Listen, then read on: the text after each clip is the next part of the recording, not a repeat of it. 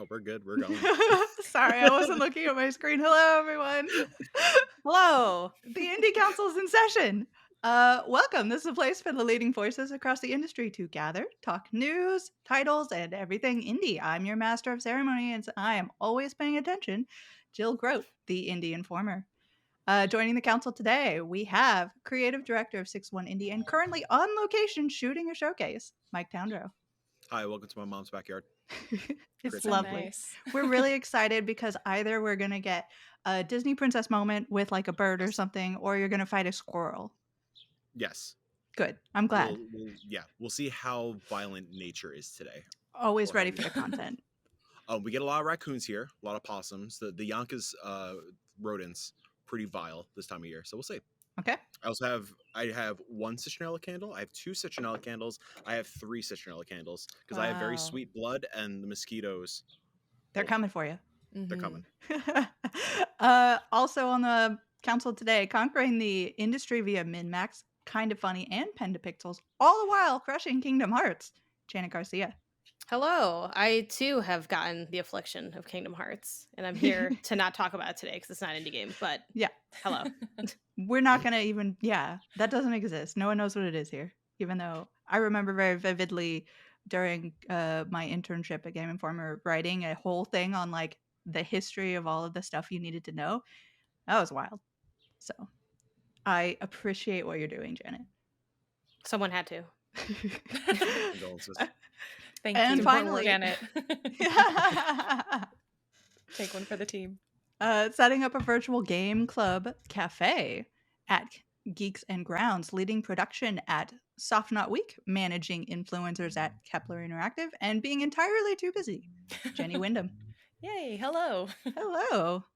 I'm very excited for the episode today because as I was kind of looking up topics and news and stuff, I realized that you couldn't speak on like half of them. I'm just here for the vibes. So we're so glad that your video is showing today because Yes. we're hoping to get a lot of lovely pictures of you rather than your voice, I guess. Me nodding knowingly at the camera Yes. at various Mhm. intervals. Mhm. I love it. With that, let's go ahead and just jump into the news. I believe you can speak about these ones, hopefully. It has been a very good week for game teases. So, Venba just launched, and we're going to talk more about that later, and it's fantastic. But the studio already seemingly has its next game in mind. And this is from Nick Verge, who is one of the co-founders of Pop Agenda. And I always want to say Pop Agenda, but it's Pop Agenda. I know everyone needed to know that. I Right? think I've always called them just Pop Agenda. Pop Just- Agenda. Yeah. I always assumed the Jen in Pop Agenda was Genevieve St. Ange, who Yeah, that's what I thought. yeah.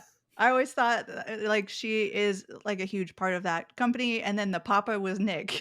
You know, Right, I was like, okay, Nick is a papa. Cool. Was this Okay. just like speculation? Have they ever spoken on this? No, Should we I follow- did Should we have do this- some research? I Yeah, did have I'm this like, let's message corrected Jen at right now. some point. I think someone I actually had this very like awkward, embarrassing conversation with someone. So going back to the topic, Nick in a tweet celebrating the release of Venba says, wishing all success to Visay Games as a whole. Desperately want the game to do well so they don't have to worry about money for the next thing. Parentheses, the next thing is incredibly exciting. And that got, all the indie industry people sort of like a buzz and a twittering because they just released a game. It's a Xing, actually. Yeah, Zeeting? Zeeting. Yeah. A threading. A skying. I'm Skeeting. calling it Twitter for the rest of my life. I don't care if I'm like that 70-year-old person who all the kids are like, Grandma, it's not called that anymore. I'm keeping it.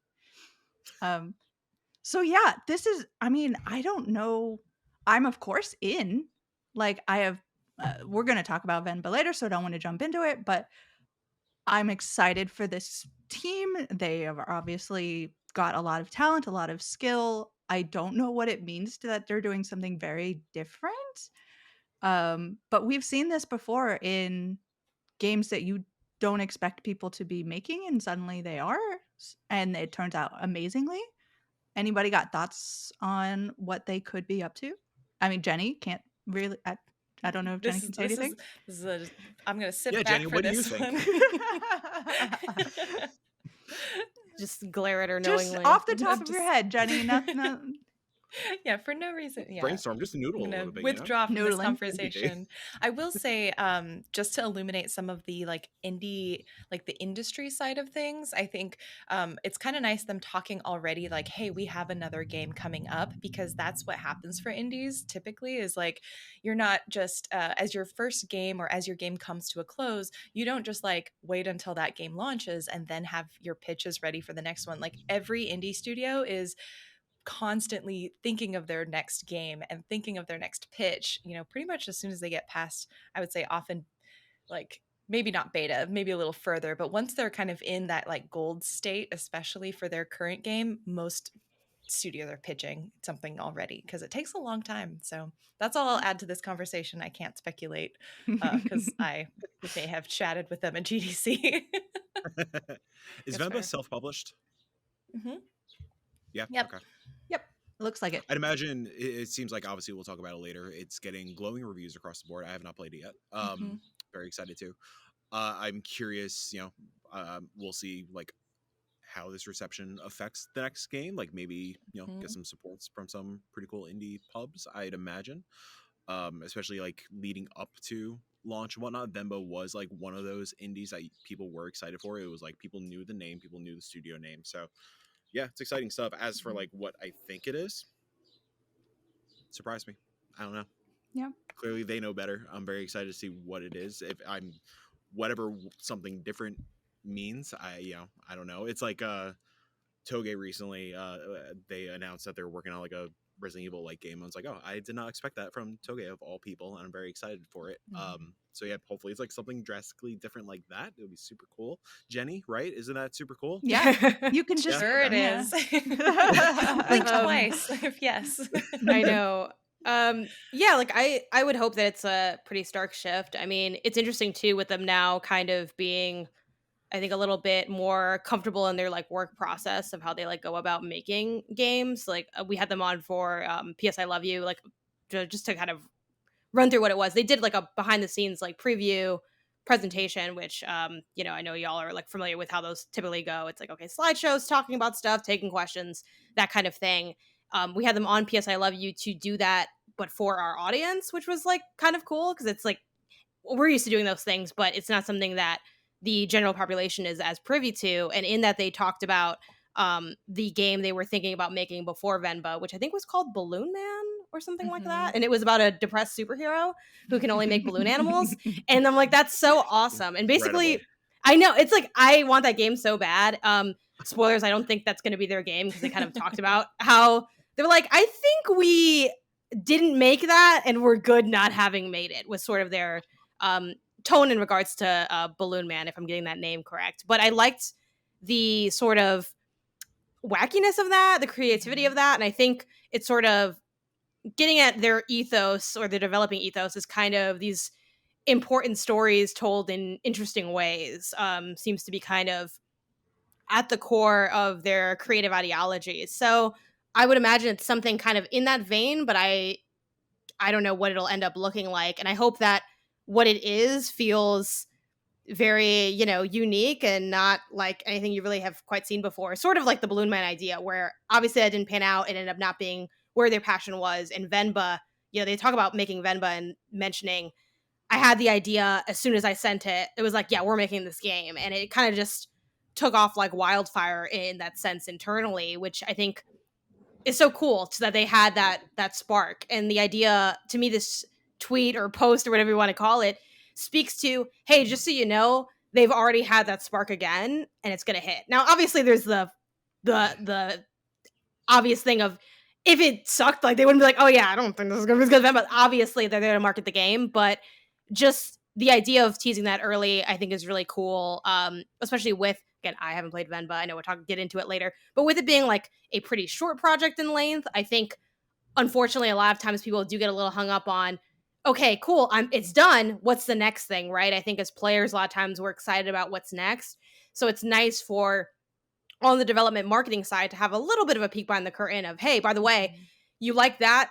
We have more. We're not stopping. We're going to keep going. And like, please support our project so that we can have that space to execute what is a really exciting idea, right? Presumably, at least. Right. Yeah, like assuring folks that it's not a one and done. Yeah. And I mean, it does speak a little bit to the success of not only the game, because as you said, it's getting very good ratings, but just in general, how it's been received, because the Venbo was self-published, and now we are getting publishers that are, interested in this studio and helping them create and publish their games. So that's very exciting. Pop Agenda is a very good publishing label. I usually love everything that they are representing. They tend to skew on the more cozy side of things, so I suspect this isn't going to be like super gory or horrible sadness or something. But you never know. Maybe they'll branch I don't know, out. cozy gore, the first cozy Gore. horror game. Yeah. This probably been cozy horror. I mean, I guess Dredge is like There's a cozy horror game, yeah. right? But Mhm. I get Yeah. what you mean. Like when you think Pop Agenda, kind of similar to how we have like tropes in our mind with like Devolver or other like kind of umbrellas. Not to be confused with Gunbrella, Devolver's upcoming game where you have a gun and umbrella. Yeah. Pop Agenda does kind of have that, but I think too, like you can't discount the fact that there could be those outliers, because I think you see that in Devolver as well, where a lot of Devolver is, Yeah. as Greg once told me, like back of the class, scrawling in the notebook, funky art sketches of someone like vomiting with a sword in their hand. But they also have games like, oh, what's that? We talked They about did Gree. Gree. Yes, They did exactly. Gree. Like Yeah. Mhm. they have those too. And in a way, actually, I think it'd be kind of cool if Pop Agenda did gain a little bit more edge in the portfolio, just to kind of offer a little something different. Because you're right, a lot of their titles are a little bit in that cozier realm. Not that there's anything wrong with that. It's a great lane to be in.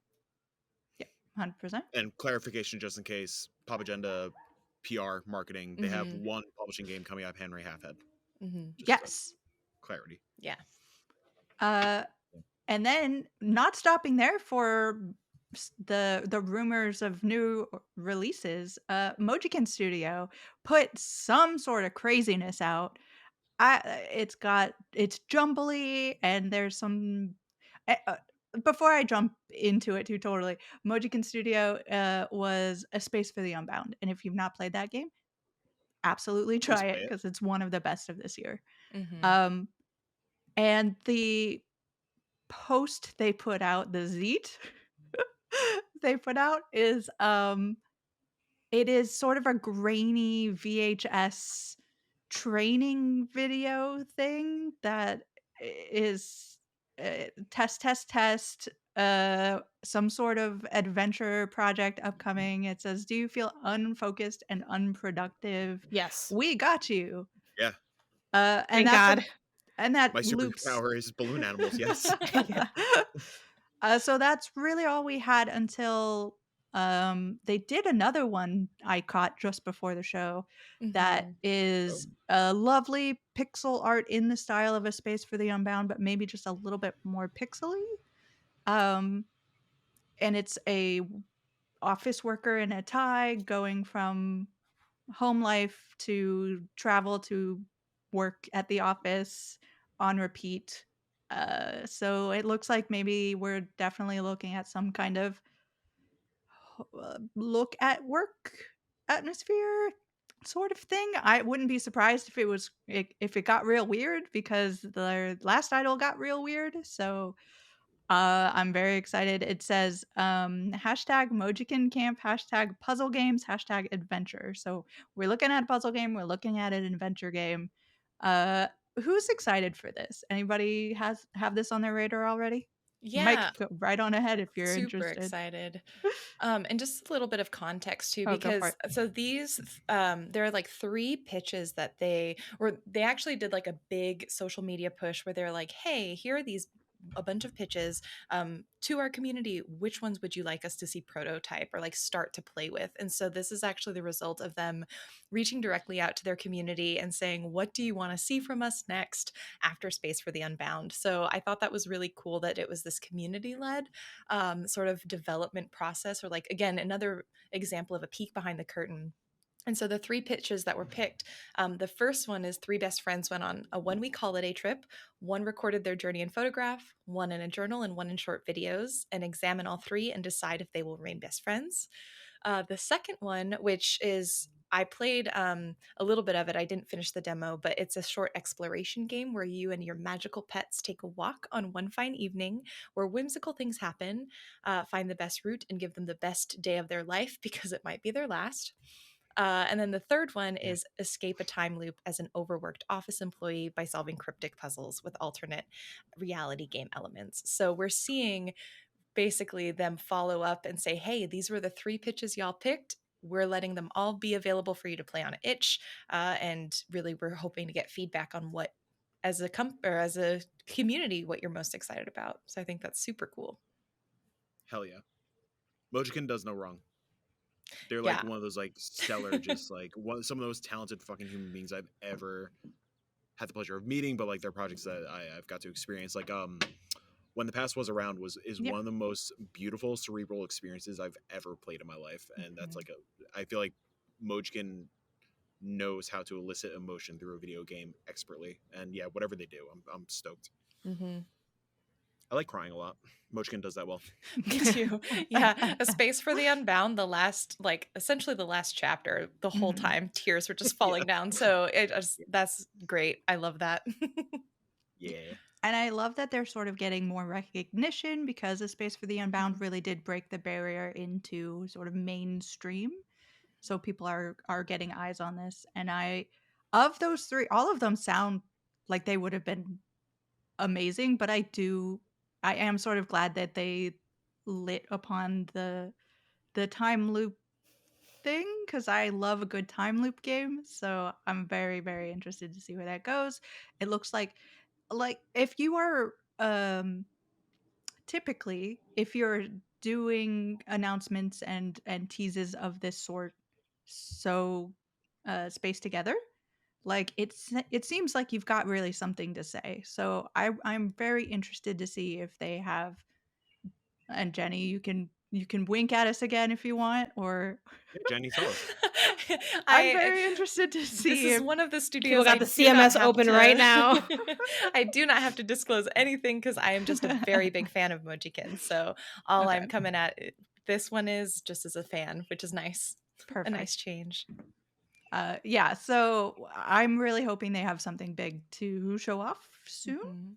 I'll keep an eye on that. But I think that's all. Hopefully I haven't missed any of the teases from them, but I'm going to keep an eye on it. And we're going to jump from that to something Jenny also can't talk about, really.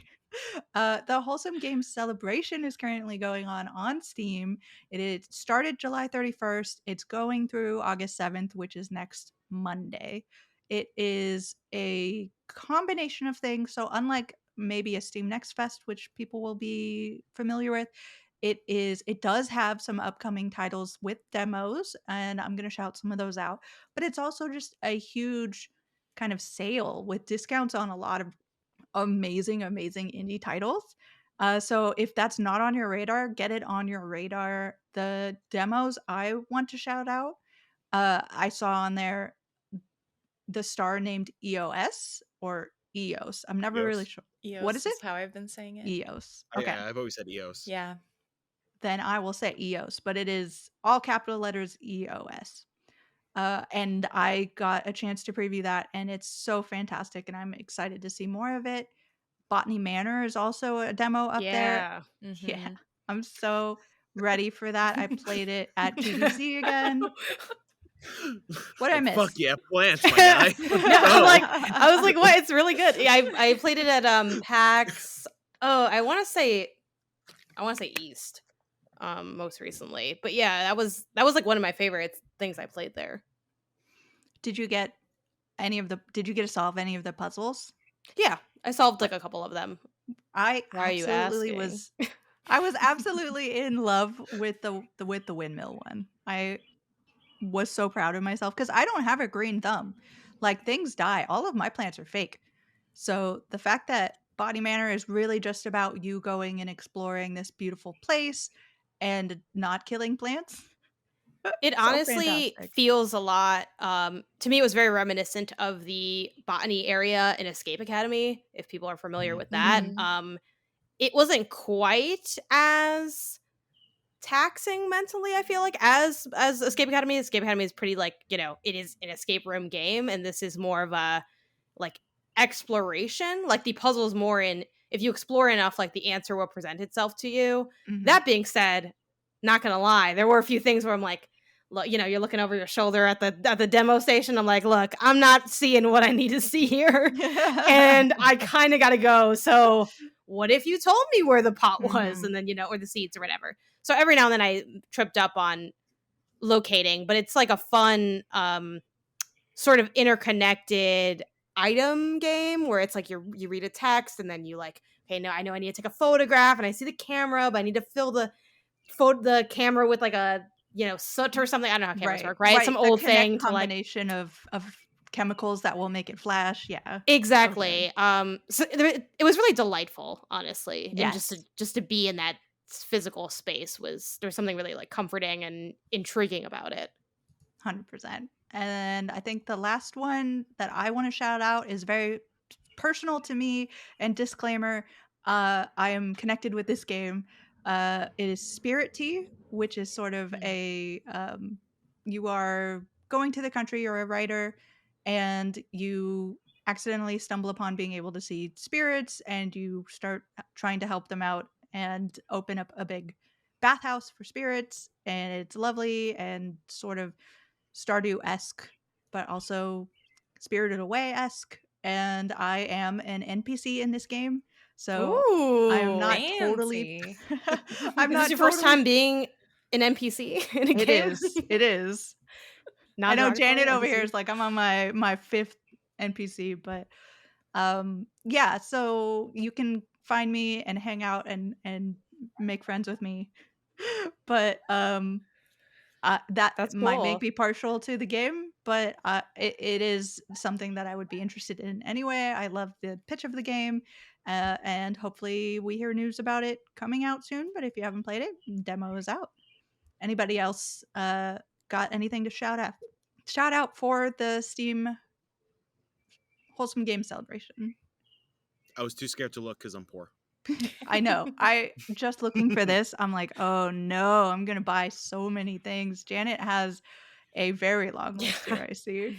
Yeah, I can run through these quickly if y'all are willing to indulge. I don't have to spend a lot of Oh, time on I'm these ready. Hit titles. it. Okay. Always, please. So, basically for this, I just kind of glanced through everything that was on sale and jotted down ones that I had played and liked that also weren't already written down from Jill, like Yoko's Island Express, which is Yeah. a great Yoku's game. Island Express is so good, and It I'm is sad like, because go It's ahead. no real one good. it didn't get the love that I think it really should have. So go get that. It's $4. It is like one of the best freaking Metroidvania pinball meets like little guy delivering mail. Like Little it guys, is. So cute. it's so good. This game is like, it's funny because I was like, I'm not gonna mention that because you had it written down, but like, let's just start with Yoko's Island is so phenomenal. And yeah, at $4, buy it and don't play it. Like there's plenty of games y'all buy and don't play. Add it to the pile.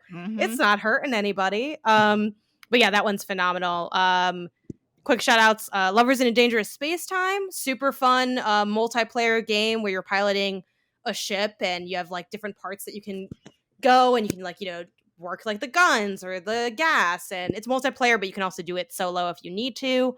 Fogs is another multiplayer but solo if you need to game where you play as it's kind of like Cat Dog if both ends were a dog, and it's just kind of like a goofy little cute light physicsy game, but not totally unwieldy, and that's kind of what I like about it. That's $15. Lovers is $8.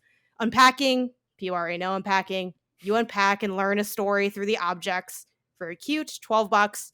A Short Hike, we've also already talked about a bit. I feel like one of the best like it's like one of the best indie / games out there. A Short Hike. Mhm. I think it's Yes. Yeah.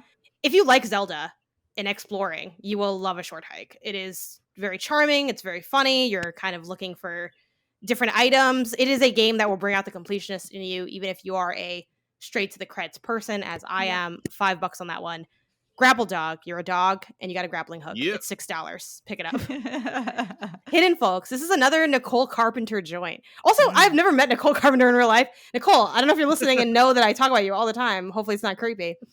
Hidden Folks slaps. It is if you like spot the item games, Where's Waldo type games, it is that, but the fun thing is, since it is a video game, there's the added layer of interactivity of tapping on things and revealing objects. So maybe you can tap on a tree and like the leaves part to see what's behind like a bush or something like that. So super cool. And you can zoom in, so it isn't totally the hardest thing in the world, but it is a fun of those games. Lego Builder's Journey. It's a puzzle game where you like put down Lego pieces, and it's a story of a son and his dad, and it's really beautiful. Honestly, $7. I think I don't know if it's still on Apple Arcade or not. Definitely, if you're on a budget, double check if these are Apple Arcade games or Game Pass games still. Like $10. You deliver mail. You can have Blockbuster Girlfriend, as I have named her. There's a pie in this game that I think you're pursuing at one point. It's awesome. If you're someone who loved the GTA Drive the Ambulance mission, but want it to be less deadly, Lake is for you. That was what Lake was for me. Put it on the box. Yeah. Toem, $14. You take pictures and you're on a journey to see Toem, which ends up being incredibly beautiful. One of the most beautiful moments I've had in a game in a long time. Lemon Cake is $8. You run a bakery. And it's just like a fun like cooking game that sort of sits between it is less stressful than like an overcooked or cook served delicious, but it's a little bit more stressful than I'm trying to think of a game where you're really just chilling. But it's like a smidge tiny stressful, but it's not too bad. Only con of this game is it is a little bit like the movement's a little slow. Like I wish it was a little smoother, but I really thoroughly love this game. Lots of customization options. Wide Ocean Big Jacket, $2. Again, buy it and don't play it at that point for $2. It is a story game about that's like an exploration of adolescence a little bit. And if you played Before Your Eyes, it feels like that scene where you're on the beach, but the whole game is that. Fuck. Right? Go play it. If you don't know what I'm talking about, play that game too. It's on Netflix. Before Your Eyes. It's very good. Tinykin, which I typoed as Tiny King, which that would be a great game too. That's accurate. Yeah. $14. It's Pikmin, but you don't have to kill things. And there's no timer, so it's chill. And there's a skateboard that's made of soap. 2D Top D, $8. This is a puzzle game where you are going between two dimension, like a 2D landscape and a top-down landscape.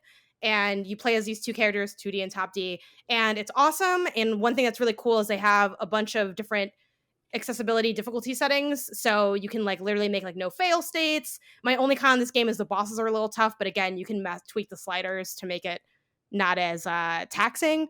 Signs of Sojourner is $8. This is a card game where you do not have to know card games at all. It is a card game where it is about talking and vibing with people. It's all just symbols. I love this game. This literally might be one of the most unique games that I've ever played. It's Signs of the Sojourner, and the thing that it does, I've never seen another game do this. It represents what it is like to move away from like your hometown or wherever you've been for most of your life, and then try to come back and realize you're just not that person anymore, that the place hasn't changed, but you have. And to be able to do that via cards and like conversations is wild, and it does it so well. And if you've not picked up this game, this is one to pick up. It also has a sort of, the mechanics are also mapping out where you're like driving to. So like the game setup is, someone passed away and you inherit like a shop and you're like going to get like more items for the shop. So there's like a smidge of management also involved in the gameplay, where it's how much like stamina do I have to like make this trip. There's also like a really super fun exploration of the narrative, where you're very much given these like little hints of things, stuff like, oh, you know, your mom used to spend a lot of time at the lake over there, and then you're thinking, man, do I want to hit up that lake, maybe see if people have more information about these people? So it's really cool in that I think it also plays with creating incentive that is just like more story and more of the game. Like it's very like choose your own incentive almost, which is Yeah. nice. I feel like you get a lot of freedom as a player on how you want to engage with it. I think there's also, Jill, remind me if I'm wrong, there's like a mechanic where you can like, instead of resting, you can, I think, pet a dog and you get back stamina. I feel I like think that. there is. I think that's correct.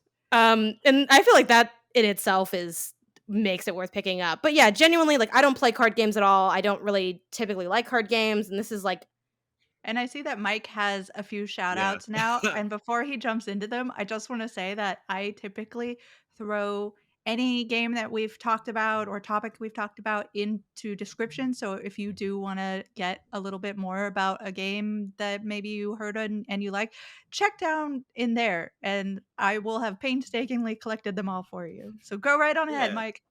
Real quick, yeah, I did some sleuthing while Janet was doing her rundown. Webbed is a wonderful little platformer where you play as a cute little spider trying to save Nope. his partner. It's lovely. It's It's so so good. fun. You probably do. Yeah. It's great. It's legit Spider-Man mechanics. So you do like actually web on like branches and stuff. It's great. Unfortunately, you play as a spider. Nope. It's like the Yeah. one cute spider. I don't like It's the spiders one in cute games as spider. a rule. This is, and I have the spider plush back there, and I was like, it's the only spider I'll let in this house, like willingly. Yeah, Okay. I'm pretty sure Insomniac has said in an interview somewhere that Webbed was the inspiration for Spider-Man. Yeah. That's True canon. story. That is $6. So yeah, Tiny Lands for $3.50. I always forget what the genre is, but it's like two images and you have to spot the difference. I guess it's just called Spot the Difference. I think so. But yeah, and you just have to spot the differences. It's a really delightful, just really relaxing, chill time. What else do I write in here? I mentioned when the past was around from Mojiken. Please play that video game or just give them your $5.50. You will cry quite a bit. Letters, a Written Adventure is a wonderful like platforming adventure game that tells the narrative about kind of like a rough relationship between two sisters and like the fallout from a nasty divorce, and kind of the I guess the, for lack of a better term, gimmick of the game. You are using like you're kind of platforming around a diary and you're using like you're trying to solve like very simple puzzles of like filling up the words of like a diary, like of a sentence, and you use those to platform around. Really great. Quick little plug. We interviewed the developers on 620. They're great. Check it out. Check a look. And then Penco Park for $4.40. Penco Park is Pokemon Snap, but with creepy little boys. It's great. Yeah. It gets a little spooky, but not too spooky. And it's like a more relaxed version of Pokemon Snap too, which is funny because you don't think of it as being too stressful, but if you were like me and you were waiting your entire life for Pokemon Snap 2 and then new Pokemon Snap came around and just kind of like really disappointed you, Penco Park is the way to go. I've been wanting to be healed from that disappointment, so I think I'll just Oh yeah. Just creepy little lads. They're great. Creepy little lads are great. Moving on to what is going to be a news story, but also going to segue into topic of the show. We have a report that the Switch 2 may be coming soon. And this is from Video Game Chronicle, and their sources are unnamed, and there is no official backing for. I raised my hand because it was a joke. I was pointing at me. Okay. I was the source. I was like, do you have something you want to tell us, Mike? No. I'm the uncle at Nintendo. Yeah. Uncle at Nintendo. There's no official comment on any of this. We have no idea if, this is really, really happening, but it does sound like they say that they spoke to people very close to it and people who had knowledge. So that's what we're going off of. So according to the report, we may be seeing the launch in the second half of 2024. It may not have an OLED screen. It may have LCD screen for possibly cost reasons. And that is about what we have. I don't think there's any real more information that came out of that report. So to jump to topic of the show, let's talk about Nintendo and Nintendo Indie World and Nindies and the Switch and how everything is going for them in the indie world right now. So just to kind of get everybody's bearings, I am going to go into a little bit of the history of Nintendo and Indies and Nindies and what happened to Nindies.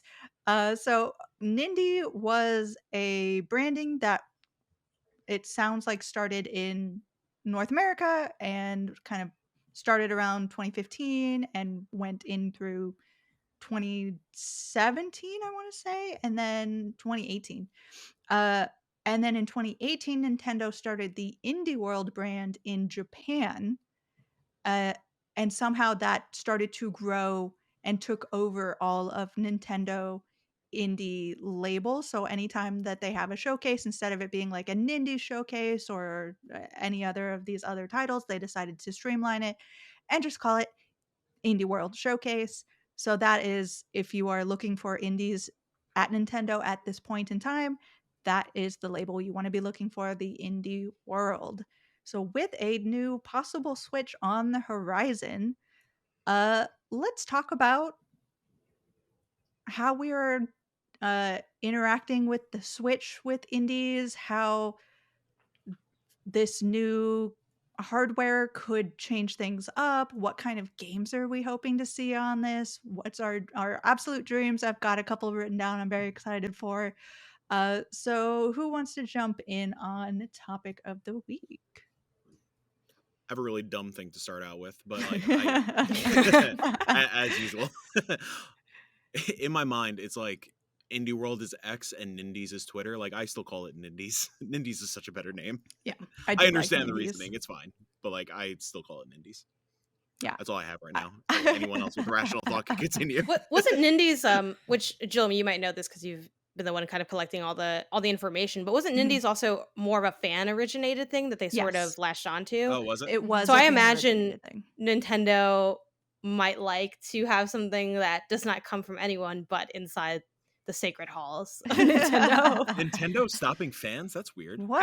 Never heard of like, that. wait a minute. We can't be working with people on this. It's like it's kind of the opposite of I think what Jenny kind of touched on with the idea of the indie transparency and like bringing the people in. They're like, we want to keep people out. Like build those walls up, you know? But I mean, I think the idea of it having, you know, a new console, which Switch 2 or Switch Pro, however you want to couch it, has been long rumored for a long time. I can't help but think about, even though I'm grossly behind on the Kit and Krista podcast, which they cover a lot of content, but one of their things is, you know, they have this rich Nintendo perspective, having worked so many years at the company, and they'll like share story times from like when they were at the company for the things that they can disclose. And one thing they mentioned with like all of these rumors constantly circulating is, yeah, Nintendo's probably working on that. They're probably also working on 8 other things that you might never see, because like that's how sort of the development of this hardware goes. You know, I do think like a lot of people, I'd be surprised if they would go back to a more traditional console, or that they do a back to the original split of home console on the go. It's interesting because I do think Nintendo's space in the indie world definitely has been, maybe, I'd love to hear what you guys think, if they're still like the king of the big 3 or the big 4, if we want to count PC, like with Steam Deck specifically. For so long, I feel like the conversation in my circles was, oh, is it on Switch? I'm going to wait for the Switch version, or I'm going to buy it again on Switch. And I feel like that's kind of waned due to a combination of maybe them not hitting the gas as hard on Indie World, people being like, you know what? Now that I look about it, this console's kind of ugly. And also the combination of Steam Deck coming in and people being like, I want that Lux experience. But then on the other end of things, I do think there's the more widespread audience where, you know, I go on TikTok, and when people talk about indie games, they're all in on the Switch, and like maybe one creator has a Steam Deck, but again, it's such a high priced item. Like maybe in a sense they really do still hold that for the general population. But what do y'all think when you think kind of leading in the indie space? Are you still looking at Nintendo Switch and potentially Switch 2 as being that kind of stakeholder? So like in the beginning of the Switch's life cycle, yes, like Switch was my indie machine because of the on the go factor. Like especially like back when I was working at I don't know if we talked about this when we were recording or not. Previous life, I worked at a film center. I had like a hour and a half commute on the MTA every freaking day. So yeah, I was bringing my Switch constantly and like playing. I played through Hollow Knight on the train. I played through I don't know, Guacamelee. I think I played the second one on the train. SteamWorld Dig 2. So yeah, that was definitely like my big indie machine. I will say when I did get a Steam Deck last year, since then I've barely touched my Switch. I think like this year alone, like playing a little bit of Pikmin, played a little bit of Zelda. That's about it. But everything is all Steam Deck. I think a big part of that is that I've always, this is just a me issue. I have monster creature hands. The Switch is not comfortable for me to hold handheld a lot. It's just like my hands cramp up and stuff. The Steam Deck, as beastie of that boy is, it's so comfortable in my hands, and like it just feels great to play games. And obviously the Steam library, yes, not everything is verified. There are a couple quirks and qualms they have to walk through or to run through for some games, but like you have the entire Steam library, and like not everything is on Switch yet. And a big part also is like, and this goes across all platforms, and like some folks do it better than others. There's no great curation on the eShop. There is a lot of shovelware on the eShop, so like indie discovery is tough. Like, yes, when there is an Indie World presentation, there is like a banner on the homepage saying like, hey, Indie World, here are all the indie games, so on and so forth. But the amount of times I see Calculator, Santa Countdown, all this other fun stuff for like $3.99, it just bogs down the eShop, and it doesn't help that the eShop just loads like a snail and drives me. Oh, you ever hit back by accident? Oh, That's your man, whole afternoon going back. And like, God forbid I want to like actually like use my wish list on the eShop, and like how long it fucking takes to just like go through that list. And they were like, you bought that already? Guess what? We didn't remove it for you, even though you bought it already. Yeah. And honestly, knowing Nintendo, this thing ain't gonna be backwards compatible. Yeah, like who? That's true. Like, and at least like my Steam library is my Steam library. Like that's gonna come with me wherever Steam Deck 2 decides to go. Like it is Steam, so like it's gonna work probably. I say that, but watch, they're gonna figure out some way to not be compatible with Steam Deck 2 or whatever comes down the line. But yeah, I don't know. Like in the beginning, yes, Switch was my indie machine, but nowadays it's like I'll get this thing for the AAA stuff. I'll get this thing to play Mario Odyssey 2 and Zelda Grass of the Fields and so on and so forth. Touching grass. Yeah, touching Zelda, touching grass, finally. But yeah, that's my thoughts. Excited as like I like tech, but I got my indie machine. I'm good. Jenny, what are you thinking? I'm like exactly where Mike is. Like back in the day, I was all about my Switch. Always carried it with me. Ever since it took me a little bit longer to warm up to the Steam Deck because it was so huge, and packing it was just like takes so much space. But especially now that like I don't have to wait, especially because I don't play a lot of like super intense big games. So my Steam Deck holds every indie that I could ever care to want to download onto it. Most everything runs pretty well. Even the things that aren't verified, I can usually like finagle if I really, really want to. And there has really been the only reason I picked up my Switch. Honestly, was because I did like a sponsored piece of content for a Switch key that I was provided. That's the first time I picked it up like all year. So I would be really interested to see if something like the Switch 2 or the Switch Pro does anything to bring me back into that. But as of right now, I don't see it, especially because I was looking up because I'm like, what are the price differences? And I know for most people who are maybe just diving into games, like getting a Switch OLED, probably a little bit pricey. You know, the light is still where it's at for a lot of people who are just jumping in, especially just seeing from what I see in like the cozy gaming, wholesome gaming perspective. A lot of people are using Switch Lights because it's cheaper. You get lots of cute games. That's great. If you're comparing like someone who wants to pick up the OLED, which is like in the US about $319, and then someone who wants to pick up the Steam Deck, which is $399, it's like, personally, the value proposition of everything you can get for cheaper, because the games end up being cheaper on PC a lot of the time anyway. That's I would encourage people, like, if you are able to just spend that extra money if the Steam Deck is something that you'd be remotely interested in. Yeah, because the Switch tax is real. It is on the eShop. Yeah. Yeah. and Nintendo obviously not Steam known for constantly runs sales. yeah. When they do sales, it's a big deal because Nintendo doesn't Yeah. typically, even for their third party things on the platform. I think that Indie World as a showcase is maybe one of my favorite indie showcases. Yeah. I agree. Yeah. It is the production value is amazing. It gets views like you wouldn't believe. It's got great, like everything on there is always great. I love the pacing, the timing. They're doing great things there. I absolutely love to watch it. Um, except, reading in chat, everybody looking for a specific game, which will not be named here. Mike, I'm looking at you very specifically. Goobies. Goobies. Go check Bring it to out. the Switch. When is it Bring to the finally Switch. Gooby's time? Yeah. And It's always Goobies time. I am sort of against Mike on this, that I prefer holding the Switch because, like the other members who might be nodding their head at this moment, my hands are smaller than the typical perhaps audience. And what I like most about like the Steam Deck is that it's more ergonomic, like it fits in Yeah. the hand better. But my hands start to go numb when I'm holding it because it's just like so heavy and bulky. So I'm really happy to hear this Switch 2, Switch Pro, whatever it's going to be, announcement, because I want them to take some of that. I think, like everyone, they have sort of fallen a bit behind in the indie scene. And I think just with a few tweaks, like having a more comfortable hand feel holding this thing, maybe I really hope that the rumor that this won't launch with an OLED is wrong, because I want this machine to be more powerful. Like, I think one of the most disappointing moments I've had with the Switch lately was Tunic. Everybody knows my great love of Tunic, and Oh, it is you play Tunic? yeah. Imagine that. Weird. Oh, damn. Cool game. It Yeah. is. Who do you think's review bombing Tunic? It's Jill, obviously. Yeah.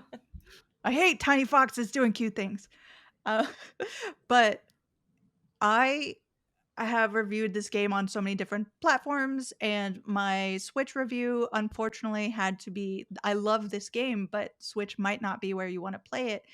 And it's especially disappointing because Tunic, for anyone who doesn't know, is very inspired by Zelda. And for the Zelda platform not to play Tunic as well, it's got some weird issues with like visuals, and Tunic is such a visually beautiful game that I don't want people to have that experience with it.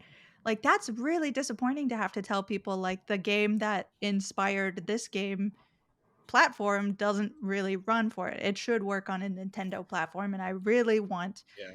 the Switch 2, I'll call it the Switch 2, whatever it Sure. is it's going to be, to be able to handle that level. I want it to be a console where when people say like, and we're porting it over to Switch, I don't want people to be like, yeah, that's not going to run. That's Yeah. sort of where we are right now. Even with indies, typically you think they're not going to push the boundaries of hardware, but we're They do. really far into this life cycle for this particular handheld. So it's great that we're going to get an update. I hope we get more power for it. I hope we get more storage. I am very tired of having to like swap out games whenever I'm interested in different things. I think that they definitely have the potential to reclaim and recapture the indie space and be back on top, because they do have a competitor, and for a long time they didn't really have competitors in the indie space, but Xbox with Game Pass is really coming at them. Yeah. Obviously, we've already talked about the Steam Deck a lot in this section, so you know that that's something that's upper on their mind, because not only do they have the huge catalog of indies that we've been talking about, and usually for cheaper, but they've also got the portability, so you don't really have an edge there. So I'm very, very, very excited to keep an eye on this, and just for funsies, because that speculating about the new things is always the best part of these sorts of announcements. Let's go around and pick our best dream Switch indie lineup for launch. Mike, seems like you've got something on your mind there. I do, but real quick, going back on a couple points you just mentioned. Oh, sorry. The power. No, it's okay. The power thing, it Mhm. very much is an issue with indies in particular. Like a prime example, over I don't know the past year, I got super back into Cult of the Lamb for the new DLC, Yeah. or the new update. I primarily played it, or I only played it on PS5, while Kelsey was playing it on her Switch Lite. As she needed help with one of the bosses at some point, I picked it up on the Switch Lite, and like I'm typically not this kind of person, but like the frame rate on the Switch, ridiculous. It made the combat like actually difficult, and I couldn't believe how much slower of a frame rate it was running at. I know I sound like a freaking dork like comparing frame rates and stuff. And like touching on the whole like now that Steam Deck is a thing, like our general audiences, like mainstream Nintendo audiences, are they interested in the Steam Deck, do you think? Because like Nintendo fans are going to Nintendo no matter what. So That's the thing. I Like don't know if Nintendo's concerned about the Steam Deck. like I mean, I agree that like I think the Steam Deck is a lot more of like an industry competitor than it is a mainstream one. I think the average gamer doesn't know what a Steam Deck is, even if they have a PC potentially. For a lot of reasons. One, I think it is just like a more niche product. It's like very expensive. It's like funnily enough, it's like an expensive, like limited thing. It's like, do you want a more limited version of what you probably already paid for in building your PC? But the answer is yes for a lot of people. So I'm not saying it's not like a great product. I just got my Steam Deck. Same thing. I was a skeptic. Didn't get the original order. Got one through work eventually, and I've enjoyed having my own after using Isaiah's a lot and kind of seeing like, okay, yes, it is heavy, but I'm putting a pillow underneath my hands regardless. So I'm like, it's not too bad. Yeah. I mean, I dock mine constantly. Like having it docked and playing it on my big TV, it's great. Oh yeah, for sure. Like in having that option be a little more, even stuff like that being more easily accessible as a product than like Nintendo sells. Like there's like tiny little docks you can get, but it's kind of a lot of things that you want to do with like Nintendo hardware in general is sort of like hidden through third party things where like Nintendo either didn't think of it or chooses not to make their own version of it. Things like the like the flip screen thing, things like the God, what's it called? The fixture things like that. Because I do think to a degree, I think them making products like that admits that their hardware lacks something or could benefit from supplements, and they're like, no, it is as we give it. But to go back to the point, I don't think they have to worry too much because it is Nintendo. It is what people know. And while it might only be another $50 to $100 to get like the entire world of Steam, which is an incredible universe, it doesn't have Mario, so it doesn't matter because it doesn't have Mario, it doesn't have Zelda. I mean, it does have Oceanhorn, but that's you can get that everywhere. Which is Oceanhorn's cool. I'm not knocking Oceanhorn. It has Super Bernie Bros. He plays Bernie Sanders in the Mario 3 clone. Hearing you talk about this, Janet, because I do agree, and I wonder if it's almost not quite at the same level, but it's like you also with Nintendo, you are buying the brand, you're buying the nostalgia, and it's almost like, and I hope people don't. I don't know. Apple versus like Samsung, with phones. It's like Apple has that style. Like even if it's not the most flexible of phones, it's not necessarily the best of phones. Yeah. You're buying it because it comes with this lineage that you really appreciate. Whereas like I think that's what we have here. Nintendo has this lineage and it does have amazing first party titles that you're gonna get eventually that are gonna be awesome. And so I think there is that like balance that we're seeing here. Yeah, I think too there's just like more work involved with the Steam Deck. Like when I got mine, I'm like I asked Isaiah, I'm like, by the way, I can just turn this on, right? Or do I have to do like 8 million things? I'm like, I'm not looking to commit crimes right now, so can I just turn it on? And there is that bit of question. There is the like, is it verified? Is it not verified? There's extra hurdles where players, I think it's too like the indie audience can often be like more of like a casual or more non-traditional audience. They're kind of seeking maybe like different experiences from the mainstream, but we're hipsters. Exactly. But it's like it is still so much work to get in with the Steam Deck. I think to bring it back to what you like asked about, Jill, for real what quick also, go ahead. With the Steam Deck thing, like even like when something is not like verified, like I think 9.5 times out of 10, like non-verified things just work, like unknown things work.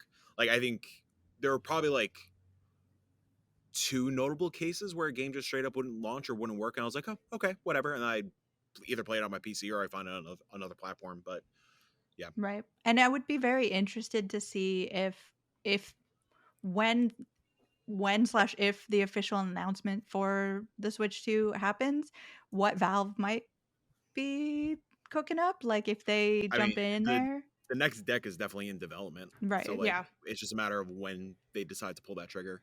I think it is Um, wild though too that we're seeing so many like competitors in the space because there's also the Right. what's the other Ace. one? The ROG Ally or something. Yeah, Yeah. like, and I'm not gonna lie, Which is that one's like not doing so good because I don't $700. know the name of it. But Yeah, and it's But also it's there. so expensive though. Like I Yes. think last time I checked, it That- was like $700, which I don't know Yeah, it's a lot. anyone who would drop $700. And- Right. It's wild. It doesn't have like the verification program that Sure. Steam has. Yeah. Like when something is verified on deck, like that does mean something. And like, yes, I just mentioned like you could take chances also, but like Mhm. like 9 times out of 10 it's going to work no matter what. Also, fun fact, if Whoop. y'all haven't done it yet, us deckies, you could natively install itch.io. Dickies. You can natively install itch.io on the Steam Deck. It's great. I will have someone do that for me because I've been wanting that done, and I'm like, look, It's awesome. can you put this on my game machine? Like, I'm like 7 years old again. I'm like, hey, I don't know how to use this. Can you download this for me? But yes, the possibilities are kind of endless, and I think going back to like the kind of questions of what does what would Switch 2 need to do on top of like the idea of like what our dream indie lineup is. I mean, I think there's a lot of stuff they could do to get ahead. Unfortunately, I don't know if Nintendo cares about that. They very much are like, hey, I'm me. I have the beat of my own drum, and I on purpose I made it a different beat than everyone else's beat, even if the other beat is good. I just want it to be our own thing. Like, so I do have like a lot of dreams for Nintendo, like a more modern like offering of games. Like they're really into like their own retro catalog, which they have like one of the best of all time, so I understand that. But to be able to get a game that came out this decade with my monthly pass would be great, and I think a great spot for indies. Yep. A lot of those things that we've kind of like touched on with just the curation. I do think, to Mike's point, Indie World still remains one of the best showcases of that. We talked about how like with Xbox sometimes it's like too much to latch onto. With PlayStation, they kind of don't really know where to put it, so they kind of like toss it in with other stuff. They don't have their own thing. Nintendo's like, hey, this is Indie World.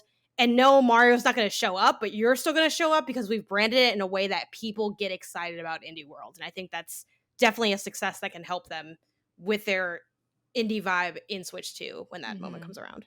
Yeah, 100%. I would love to see them take a little bit. We talked last week of PlayStation kind of starting to do day and date indie releases. Yeah.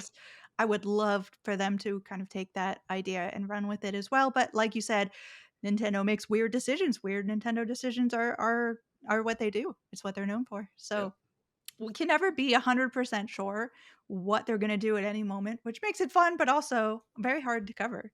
And I want to jump into launch lineup dreams, but I also want to make it a little competitive.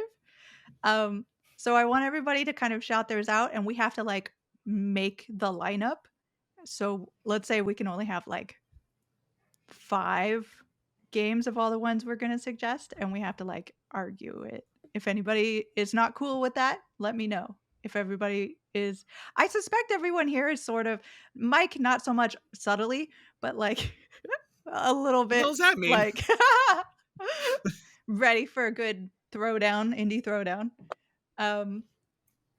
I love One you. tough thing is, Yeah, as much I like the as fun. much as I've critiqued Nintendo in this, and we've kind of like looked at it from a little bit more critical lens, I keep thinking of like banger indies, and a lot of times they do have it. So I'm trying to think of what don't they have Right. that they'd I be like, have- hey, we're coming out here with it. That is already out. That exists. Okay, so Yeah. I'll jump on mine and see, maybe some people have theirs. So my indie launch lineup looks like this.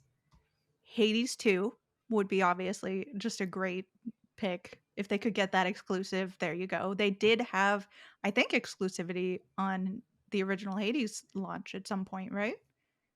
Like, I remember picking it up on Switch, and that wouldn't have been my first choice, but it was a sort of exclusive. Wow, what a damning compliment. You're like, I Sorry. remember I had to Yeah, play I it because there's no remember other option. Absolutely, that was the one place I could play it. My second one is going to be Neva. I would love Never to come on. That is the Greek creators' second game. They showed a little bit of it with a wolf and sadness. I don't. Oh, I I think can't that wait was to cry. currently it's set for 2024 for PlayStation, Xbox. It is coming to Switch. But if they did Switch 2 instead, that'd be great. And then my next one being Sword of the Sea, which is only set for PS5 and PC, and that's kind of the Journey-esque like surfing on a sword thing, which I'm Honestly, the perfect video game. yeah, essentially. It's And Giant Squid making a Tony Hawk game. Like, let's fucking go. yeah, for real. And that's where I need this hardware to be like ready, Yeah. because if you're getting that kind of game on here, I need it to be performing 100% visually, mechanically, all in. And my number one, which I'm going to fight everyone to make sure it goes on to the launch lineup, is Tunic plus a Tunic expansion. Okay. Okay. Another port from Nintendo. Wow. Who would have thought? Jill, you stole a lot of my answers. I but thought I might. I do have my surefire bet for what will be launching on this next Switch console. And it is Earthblade. Okay. Earthblade will be launching on this console for sure. Yep, 100%. Towerfall had a big presence on the Switch. Celeste had a big presence on the Switch. I agree with I think Hades is also going to launch on the Switch, whether it is going to be just like if that Hades 2 being the only, like the Switch being the only console at launch. Like, who knows if they're gonna pepper out the launch like they did with Hades 1. I don't know. And I mean, somebody's gonna say it anyways. It's either gonna be Earthblade, it's either gonna be Hades 2, or it's either gonna be Silksong. I hope we don't have to wait that long for Silksong. Yeah, but I knock on bet we're wood. gonna wait that long for Silksong. I'm not even going to put that energy into the world. Yep. We're getting Silksong before. What comes first, Metroid Prime 4 or Silksong? Oh, God. Ooh, that's a fun question. I think. Oh God, man! I think to keep it Silksong. indie. Silksong. I think. Yeah. I To think keep it so. indie, No, I always forget the no, name of Mike, it. don't The say it. game. Don't say Yeah, it. that No, one. no, The PlayStation one. no. Oh, Little Devil Inside. Well, No. yeah. Oh my gosh. Y'all, I think there's Little Devil not Inside enough- beats Silksong. I'm gonna there's go on not record enough and wood to knock on for this. We're I'm gonna. causing This will be my chaos. first bad take. Not ignore the other bad takes from the last two episodes. This is the one. This is the official first bad take. Yeah, I think too. Again, I don't know if it would line up with the projected second half of 2024 because I think this is coming out before then. But Citizen Sleeper 2. Yep. It'll kind of round out genre Ooh. stuff. It's already acclaimed. I think Switch, Switch 2, assuming it still has like that touchscreen aspect, I think it's like a great title for that kind of platform. And yeah, I think that would be a nice kind of weirdo cut. I have two I'd like to add into the ring that haven't already Okay. been said. I'm ready. Haunted Chocolatier. Oh my God. Yeah. Good game. I'm like, That's so smart. That's genius. yeah. Jenny, Haunted why didn't we Chocolatier. let you No. go first? For folks who aren't familiar, this is the follow-up title essentially from the folks who did Stardew Valley, where instead of managing your farm, you're managing a chocolate shop, and it looks like there's going to be also some like I don't know, mischievous spirits or something that you're dealing with in the supernatural realms. It just looks good. It's going to be amazing. I would drop everything for that game. I would pay for a whole new console just to play that game. And then this is a smaller title, but one that there's actually two more. Smaller title, but I don't think it's slated for the Switch, and I would love to get a Switch announcement. It's Way to the Woods. Yeah. It's this like almost Miyazaki looking, Ghibli-esque looking game where you play a mother deer, or maybe, I don't know, you play a parent deer and a fawn, and you're trying to like find your way to a safe haven or home in this post-apocalyptic world. It looks beautiful, puzzle platformer, just beautiful and good vibes, good music. And then the last one is another pixel art title, Witchbrook. Yep. It's like wizarding school, isometric pixel art. It just looks beautiful. I feel like we haven't seen really anything about it in a long time. Hopefully that just means their heads down and they're working hard, and I would love to just see that come out with the new Switch. Before Janet goes, I do have one more that reminded me as Jenny was talking. Okay. Afterlove EP. Fami's Ooh, yeah. game that he was working on before he tragically passed away. It obviously it's had to shift some production stuff. The team is still working on it. I think that would be unfortunately not like a major mainstream impactful kind of game, but I think like still a banger to put day one on the Switch, and something I would love to see on the Switch day one, because day one means many people would be more willing to give it a shot. 100%. Okay, so list as it stands is Tunic and Expansion, Hades 2, Neva, Sword of the Sea, Earthblade, Silk Song, Afterlove, EP. Oh, I lost count. I think that's 8.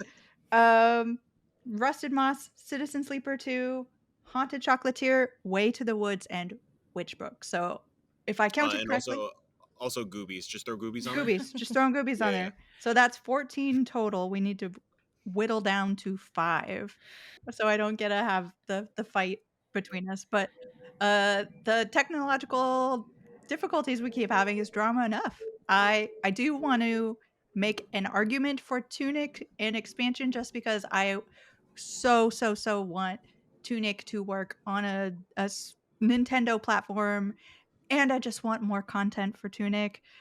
I would definitely buy a game. It would be my Haunted Chocolatier Part 2. Like, I would definitely buy a Switch 2 for Haunted Chocolatier. I would definitely buy a Switch 2 for Tunic. Tunic Expansion, I don't want to even put out in the world that Tunic 2 would come, because my disappointment would be so great. So I understand that my love is not probably shared amongst most people. So yeah. So I will call the winners at this point, unless anybody else wants to really make an argument for one of theirs that didn't make it on the list. Do y'all remember my review of Goobies during the first episode? Or Yeah. joking? I can't forget. See, every Yeah. day is Keeps me Gooby up at Day, night. so we're just giving everything else a chance to shine. Is Yeah. what we're That's doing. fair. now. Yeah. Yeah. Silk Song definitely needs to Yeah. overarch Goobies quite a bit. It's gonna be a fight. So then the official Indie Council launch lineup for the Switch 2 would be Haunted Chocolatier, Hades 2, Citizen Sleeper 2, Earthblade, and Silk Song. We did it, everyone. Great. I'm glad we made that decision for everyone. Call Nintendo. Yeah, It's you can time. thank us, Call Nintendo. Doug. Call Doug. With that, lovely piece of information sent over to Nintendo that they're now definitely going to take into consideration.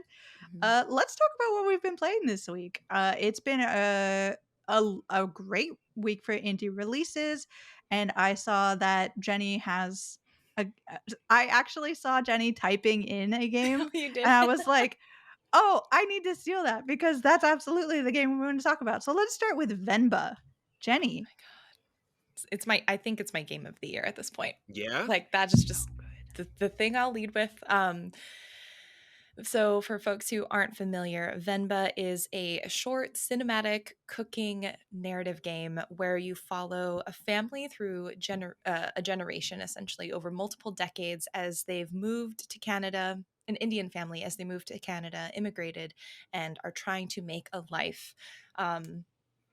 This game, it really checks every single box for me. The visuals, stunning. Sound design. Not only does the food sound incredibly appetizing, but the thought put into the music composition and like what they do with each level is incredible. We'll dive into all of those details in a little bit. And the story, I think for me, just hit in ways that I like have craved for a really long time and have been so excited to see finally come to fruition. It's so specific in the story that it tells about this family and these like the cultural experiences they bring with them as immigrants and what they're doing to try to settle in.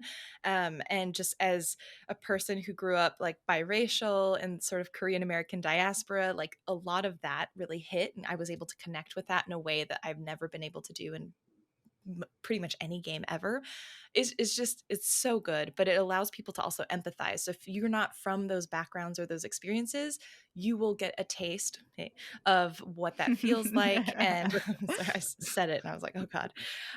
You'll get a taste of what it feels like. And I think this is just incredible. This game's amazing. 100%. I can speak to the audience that is not having that experience. Um, it is so relatable in the fact I've never like had that sort of background. I've never had those issues, and it just becomes a really relatable, like, I know what it is to be a kid and want to like fit in and not be different at all. You know, like having red hair as a kid sucked. It until like you were older and then people started to like it.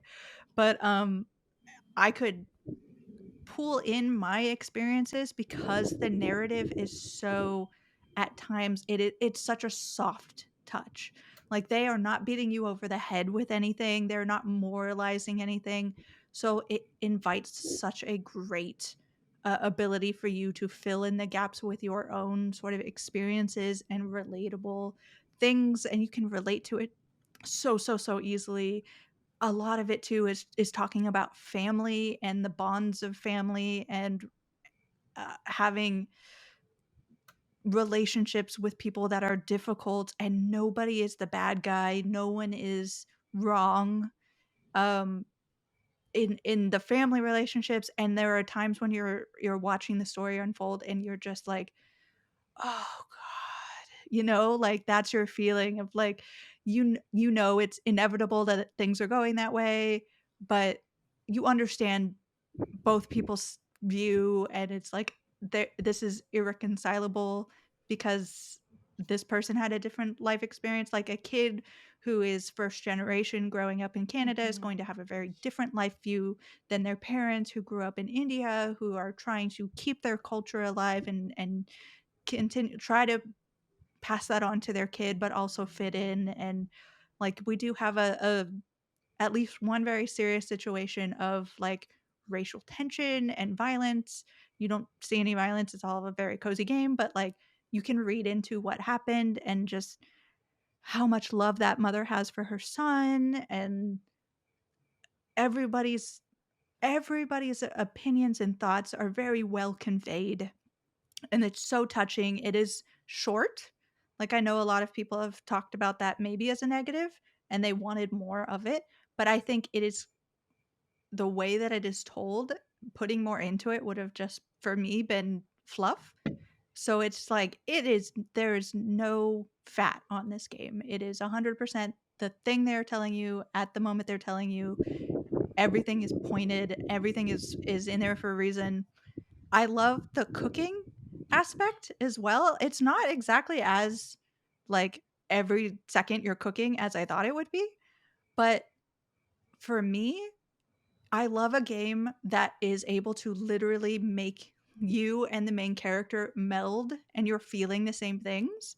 So when I was making a dish, I, the player, wanted so much for the dish to work because it's sort of like a puzzle aspect. You're trying to make these dishes that from an old recipe that maybe some things are smudged and maybe you don't have all of the information, or maybe you're using a different tool than you normally would.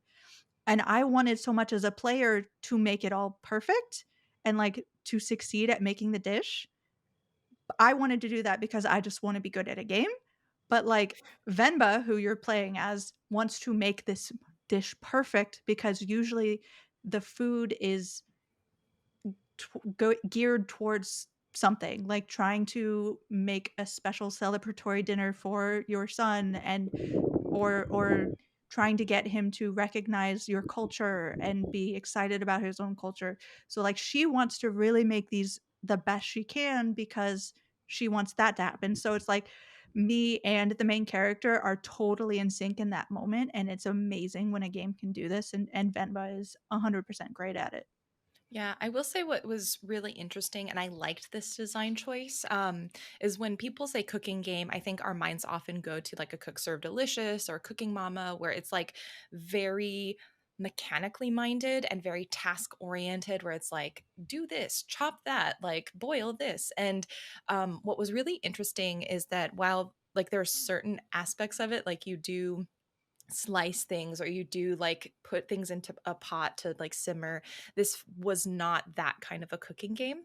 It was much of a lighter touch than that. And what was interesting is it really focuses more on conveying the feeling of cooking rather than the rote tasks. And I think I really liked that, because so often I don't think games capture like what it feels, the heartfeltness that comes with cooking. Because if you're a mom cooking a dish for your kid, that's like there's a specific mood and intention there that you gets lost if you're just like press all these keys and then these things will happen.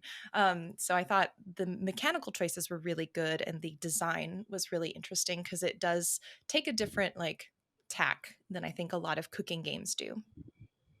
Yeah, it kind of sounds like the cooking is more so a conduit for the narrative more than Yes. anything. Yes. Yep. Similar to like Sunshine Shuffle. I can never say Sunshine Mhm. Shuffle. Yes. How the poker is just a conduit to move the narrative forward. Yep. But yeah, that's good to hear, because I was a little nervous about that going into it, but Mhm. that's reassuring to hear. Yeah. It took me only about an hour and a half to play, so it really was just like going through a very, very, very interactive movie in a lot of ways. And the ways that the camera will pan and the music just kind of works with the game itself, I think it felt very cinematic. And so it really did feel like I was watching a movie and just like interacting with it in a lot of different ways, like a more immersive way. Yeah, I can't speak highly enough to this game. Love it. Probably going to play it again this weekend, honestly, just to Yeah. catch some of the details. And I've been watching actually a lot of content creators who are from like South India, who are like actually from this culture. And it's been so cool, I think, to finally see a lot of them say, like, I can see myself in this game. I've never played a game where they have like these food items or this reference. I totally get it. And they're picking up stuff that I totally blew past me because I Mhm. didn't know. And so that's been a really interesting component of seeing this game come out as well. Yeah. That's awesome. Yeah. And also it is discounted on the Wholesome Games Celebration right now, so now's a really good time to pick it up as well. Yep. And then from that to let's go ahead and talk with Mike, who looks like he's about ready to tell us a campfire know. story. I'm It excited. was so difficult not to laugh when I like kind of, because you know everyone's like stacked on my monitor. I'm like looking at Jenny. I look up and like Mike is hosting his own seance, and like it was so difficult. Reach from beyond the grave and tell us what you've been playing this week, Mike. Sure. I haven't had a lot of time to play a lot of things, so I had a big old bite-sized session for all my little play sessions. As promised, I did play I played Rava and the Cyclops Curse. This is the game that we mentioned last week. The studio, they launched their game and had that turmoil with like, hey, what the fuck? I need Twitter for my game's launch and like what that means for that studio. I dug into the first game. It is super cool. It is a retro inspired platform. Something is screaming over there also. I don't know if y'all are picking that up. So Jill may get her wish about something attacking me. Anyways, it is a lovely little retro inspired platformer. I would say it feels like Mega Man, where you are platforming around and you have special abilities based on the spirits that you were kind of encompassing. So you could kind of switch between just a regular, like using Mega Man terms, like a regular little pea shooter to just shoot forward. Then you could switch to a different spirit and have like an arcing kind of axe kind of thing to have like a different range in case you need to reach enemies that are a little farther away and above a different platform. There's like a slam ability to unlock like different secrets and whatnot. I only played through the first like 2 stages. It seems very bite-sized. I maybe like a total of 10 to 13 stages, so it shouldn't take too much time to get through. It's pretty challenging. It can be a little unforgiving at times. Thankfully, like when I hit a game over, I was like, fuck, this is gonna be the kind of game that like starts me from scratch. Thankfully, it just kicks you back to the beginning of the stage. It's great. That's nice. But each stage you could get through in a couple minutes depending on skill and whatnot. And one of the abilities also, it kind of highlights secrets around. So like you press the button and a little like aura goes around you and you could find the little collectibles and power ups. So like a lot of the time I was just spamming the aura thing, and that's why I was taking a lot of time to get through stages. But it's really great. I'm excited to continue playing through it. I wanted to jump into the sequel, the game that did just launch, which is called. I know the the dock screen now takes away the summoning circle from it. Rava and the Phantom Library. I keep wanting to say Phantom Liberty, but it's Phantom Library. Um, I tried to jump into that briefly before recording, but that is one of the cases where it did not work on Steam Deck, so I will play it when I get home and back on my PC. And then another quick bite-sized thing, Rifley Berry Arms from oh my god, I'm blank. Daylight Basement Studio, friends of ours at 61 Indie. It is a Hotline Miami inspired roguelite Gungeon vibes. It's great. It feels fluid. It's super fun. It's super chaotic. I did one run. I'm excited to dig in more. Pseudo Regalia is really dang cool. It's a bite-sized Metroidvania, but think of like what if Mario 64 was a Metroidvania. Okay. It is really cool. It is a 64. It's like aesthetically a 64-bit platformer like Banjo, Mario 64, Glover. How can anybody forget Glover? I certainly can't. Never forget. I can I know, never forget. Never. I wish I as could. A New Yorker, when we say never forget, that's what we mean. Glover. But yeah, it's super great. It's a bite-sized Metroidvania. You are going around different biomes, platforming, combat, so on and so forth, collecting power-ups to eventually get to like an end boss kind of thing. Again, played a little bit, but I'm really digging it so far. And then to transition to something Jill has also played. Yes. Jill, how good is Thronefall? Oh my god, it's so good. It's so good. It's it had a demo at Steam Next Fest, if I remember correctly, and I just didn't jump into it because I had so many things to do. And Thronefall is a sort of town builder / tower defense, and to me, those genres are not usually my genres. And then I jumped into this game, and I totally changed my mind on how I was feeling about it because it's first of all super accessible. It doesn't get into the weeds like a lot of town builders will with like you have to do this in order to build this and blah blah blah blah. You are playing as the king, and he's got a cute little chibi horse, and you're just running around, and I'm like, oh gosh, I already love this so much. And you run into a first setting of like I think there are something like 4 or 5 levels at this point. It is in early access, so they're still working on it. But the first level is just a sort of beautiful, very minimalistic green wood sort of place.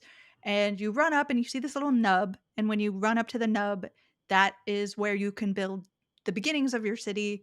And when you run out of money, you have nothing else you can do, you start the night cycle. And the night cycle, people are coming in to try to attack your just perfectly little made city that I love to death. And I'm starting to make little like fan fiction about what's going on and how everybody's living.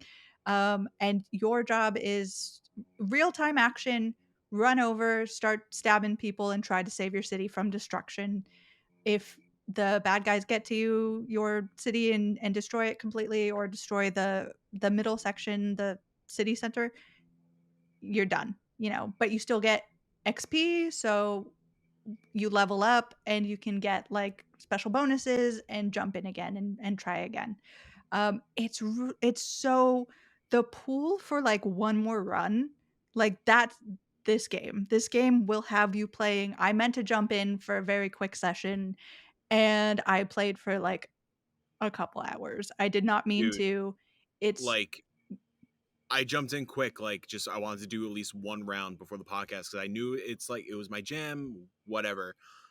I did the first round, and I was like, fuck, I have to do a podcast now and I can't keep playing. Like it's gonna take over my life. Yes, it is one of those games where you blink and time passes and you can't believe it because all I wanted to do was just get one more like barracks so I could get some little night guys, and then because all my little night guys died before. And it's so interesting. So if those are not your genres typically, please just check this game out because it might be your jam, even if it doesn't sound like it. So 100% love this game.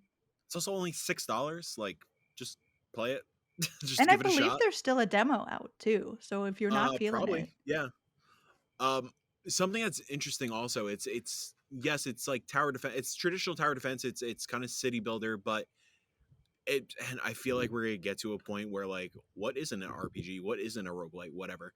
But like, it's kind of survivors-y to some Mhm. extent, where like you are not actively attacking. Yes, there is one active attack that you could like you build up like a meter, and like you first start off with like a melee attack, which is kind of a bonus attack that you could actively target folks with. But aside from that, you are just automatically throwing spears and automatically aiming at folks. Like, you have no control over that. So like, if you have any affinity for like Vampire Survivors or 20 Minutes of Dawn or Soulstone Survivors or of course Goobies, Goobies. give it a shot. Yeah. 100%. And I am very excited to hear Janet talk about this game because it's fantastic and I'm glad to see it on her list. Janet, what have you been playing? I got Smooshy Come Home. This is a game that I originally previewed at like PAX and then finally like got a code and then it like sat there and then I'm like, let me just get back to it.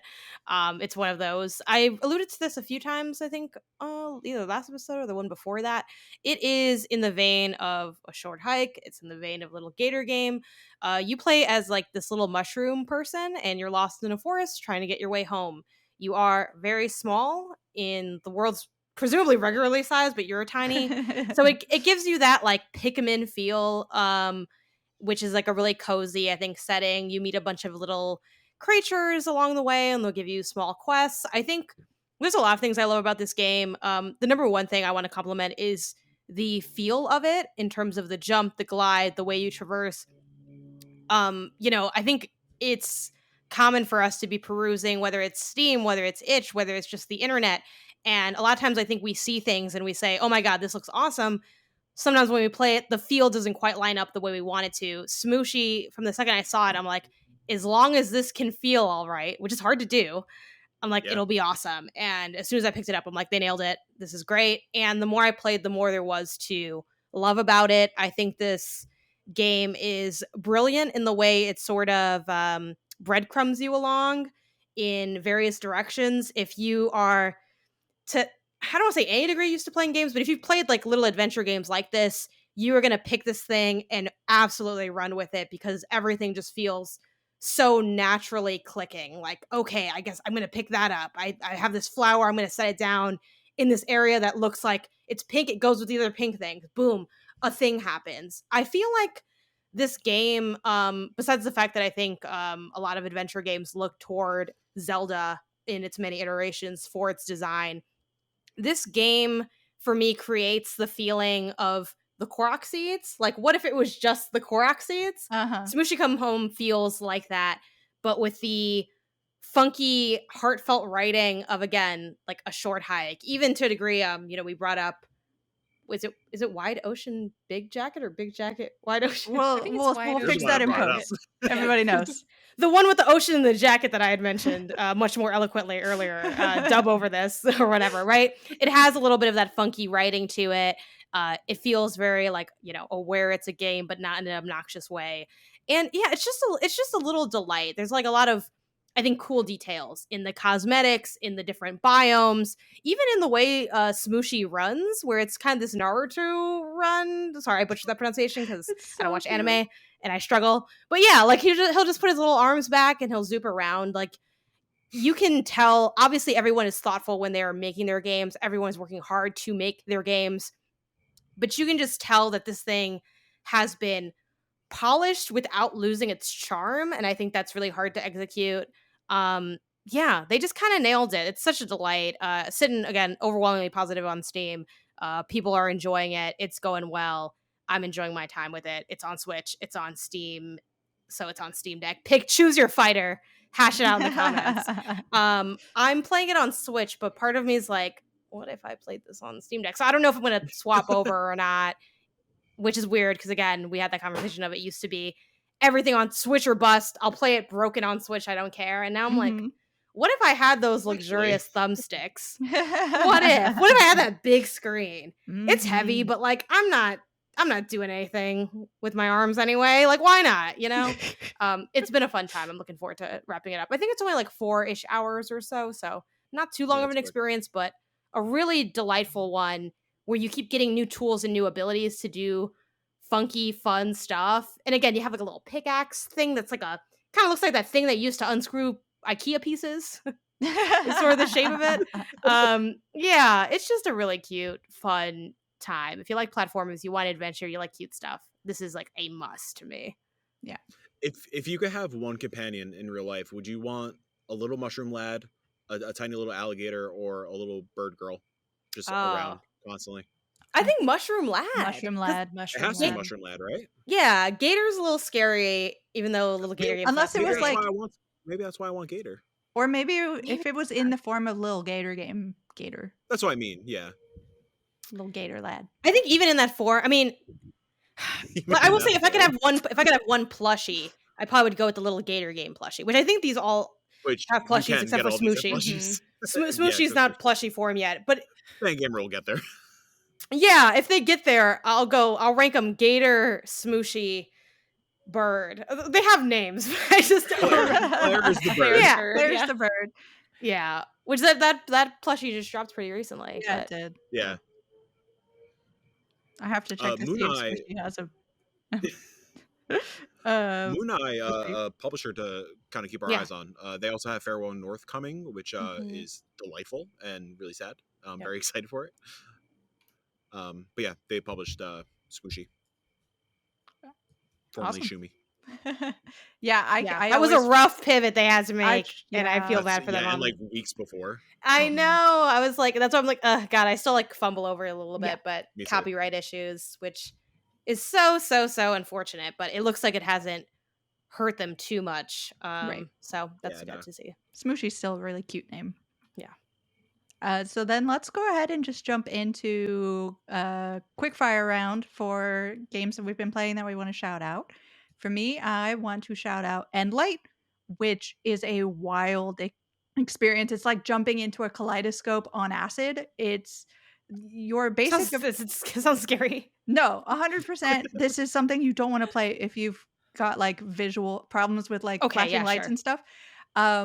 But you are like a cube and you're trying to get through hoops, and that's the essential basics of the game. But everything is fragmenting and coming at you, and the rules suddenly change. It's very meta. The developer will start talking to you. Signs pop up that start like crap talking you, like or threatening your existence. And it's constantly changing, and lights and sound and everything. It is a fantastic thing to experience. The Master's Pupil I got to jump into. Yes. Great. Literally, whenever we talk about like hand drawn or hand painted, usually that has a sort of connotation, but this is legitimately hand painted.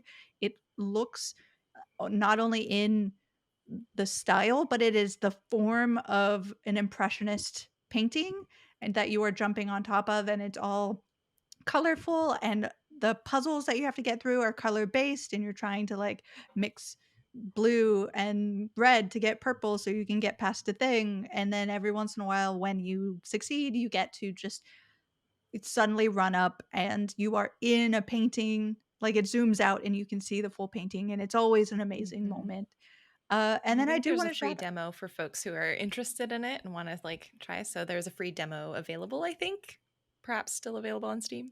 One hopes. Go check it out. And last one I want to shout out very quickly is Super Space Club, which coming out this Friday. Lots of fun. I'll have more to say about it soon, but keep that on your radar. Let's see. I think, Jenny, did you have something else you wanted to shout out real quick? Yeah, not too much that I can share this week, but just lots of Dave the Diver still trucking through and trying to finish that. I'm hoping by this week. And I think everybody else managed to get theirs in. Anybody else want to shout one out real quick? Just kind of like planting the seed. I played a lot of things on Saturday while we filmed the showcase that I'm excited. I don't want to I feel like if I talk about them, it won't spoil anything, but it has nothing to do with the showcase. It's just like where we shot. So after the showcase, putting a pin in that. Played a lot of cool indie stuff that is related When to is that. that showcase, Mike? It's on August 31st at noon Eastern. You can watch it on youtube.com/61indie and 61indie.com. Yeah, don't miss it. I was about to say more, but I'm not going to. I'm glad that I could stop that for you. Thank you. I'm sort of afraid something's going to come out of the darkness and just eat you, and you'll be gone, and we have no idea what's happened to you. So I'm going to end the show before that happens. Thank you. Thank you, everyone, for being here. I'll put in the description where you can follow everybody. The Indie Council is up on Spotify. We are working on getting it up in many more places than that. Hopefully, I'll be able to post it soon. And leave us ratings and apparently voicemails. I don't know if anybody left a voicemail, but feel free to do that and we'll try to listen in. That's the end of this week's council. The session is closed. Go play some indies.